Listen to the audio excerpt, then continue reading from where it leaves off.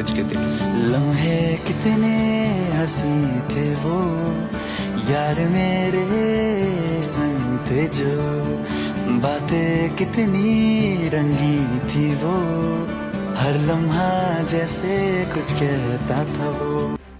કોઈ પણ જગ્યાએ કોઈ પણ પરીક્ષા ચાલુ હોય, આ પરીક્ષામાં મોબાઈલ એલાઉડ નથી, મોબાઈલ લઈ જવા દેવામાં આવતો નથી અને જો કોઈ વિદ્યાર્થી મોબાઈલ લઈને અંદર પ્રવેશે અથવા તો પેપર ચાલુ હોય તે સમયે મોબાઈલ તેની પાસેથી નીકળે તો તેની સામે કાર્યવાહી કરવામાં આવતી હોય છે, કારણ કે મોબાઈલ એલાઉડ નથી।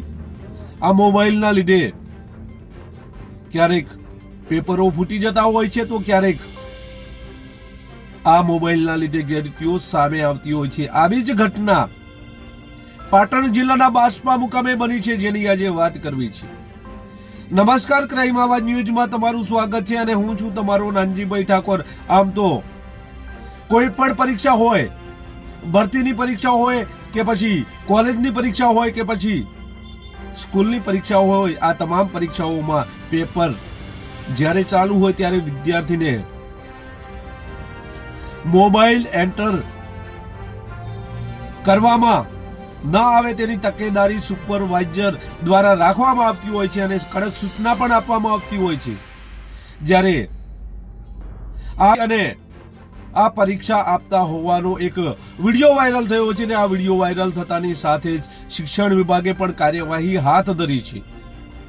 બાસપા કોલેજમાં હાલ પરીક્ષા ચાલુ છે, તેવામાં એક વિદ્યાર્થી આ પરીક્ષામાં જાય છે અને આ પરીક્ષામાં ગયા બાદ ત્યાં એક રીલ્સ બનાવે છે।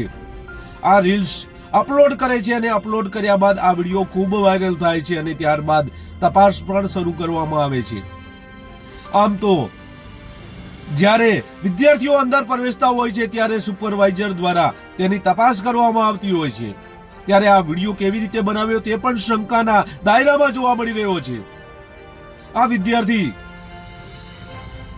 લાસ્ટ બેન્ચની બાજુમાં જ બેસીને